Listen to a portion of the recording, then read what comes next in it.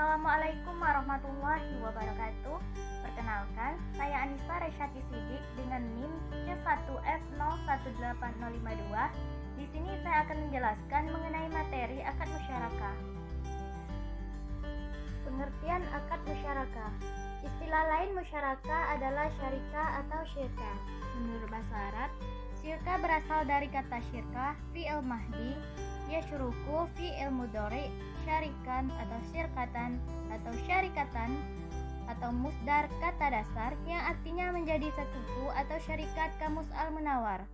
Menurut arti asli bahasa Arab, syirkah berarti mencampurkan dua bagian atau lebih sehingga tidak boleh dibedakan lagi satu bagian dengan bagian lainnya. Jenis akad musyarakah berdasarkan eksistensinya, yang pertama ada syirkah amlak, yaitu amlak jabar dan amlak ihtikar. Yang kedua yaitu syirkah uqud, terdiri dari inan, mufad wadha, wujul, dan abdan.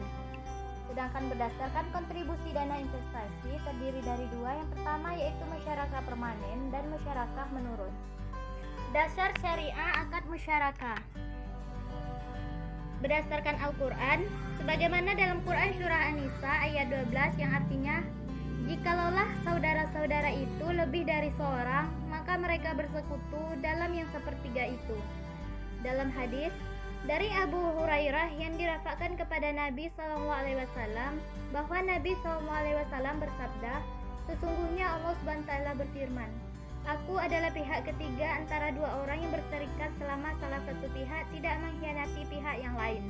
Jika salah satu pihak telah berkhianat, aku keluar dari mereka." Hadis riwayat Abu Daud dari Abu Hurairah. Berdasarkan sumber hukum di atas, maka secara ijma para ulama sepakat bahwa hukum musyarakah itu boleh. Hanya saja mereka berbeda pendapat tentang jenisnya. Penetapan nisbah dalam akad musyarakah. Yang pertama, pembagian keuntungan proporsional sesuai modal dengan cara ini. Keuntungan harus dibagi di antara mitra secara proporsional sesuai modal yang disetorkan, tanpa memandang apakah jumlah pekerjaan yang dilaksanakan oleh mitra sama atau tidak sama. Yang kedua, pembagian keuntungan tidak proporsional dengan modal dengan cara ini adalah penentuan nisbah yang dipertimbangkan bukan hanya modal yang disetorkan, tetapi juga tanggung jawab, pengalaman, kompetensi, atau waktu kerja yang lebih panjang. Perlakuan akuntansi PSAK 106 akad musyarakah. Perlakuan akuntansi untuk transaksi musyarakah akan dilihat dari dua sisi pelaku, yaitu mitra aktif dan mitra pasif. Yang dimaksud dengan mitra aktif adalah pihak yang mengelola usaha musyarakah, baik mengelola sendiri ataupun menunjuk pihak lain untuk pengelolaan atas namanya.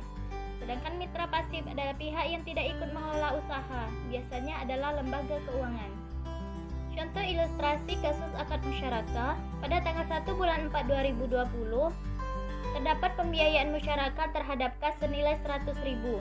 Keterangannya, pembayaran pembiayaan musyarakah. Kesimpulan yang dapat diambil dari materi pada hari ini yaitu, musyarakah adalah akad kerjasama yang terjadi di antara para pemilik modal atau mitra musyarakah untuk menggabungkan modal dengan melakukan usaha secara bersama dalam suatu kemitraan, dengan nisbah pembagian hasil sesuai dengan kesepakatan, sedangkan kerugian ditanggung secara proporsional sesuai dengan kontribusi modal. Berdasarkan eksistensinya, musyarakah dapat dibagi menjadi akad syarikah amlak atau amlak jabar dan amlak ikhtiar, dan syarikah uqud yang terdiri dari inan, mufadatha, wujuh, dan akmal. Sedangkan berdasarkan kontribusi dana investasi, jenis akad musyarakah ada dua, yaitu musyarakah permanen dan musyarakah menurun. Dasar syariah tentang akad musyarakah dijelaskan di dalam Al-Quran Surah An-Nisa ayat 12, kemudian Quran Surah As-Sad ayat 24, dan hadis riwayat Abu Daud dari Abu Hurairah serta ijma para ulama. Sekian penjelasan mengenai akad musyarakah pada hari ini. Terima kasih telah menyimak. Wassalamualaikum warahmatullahi wabarakatuh.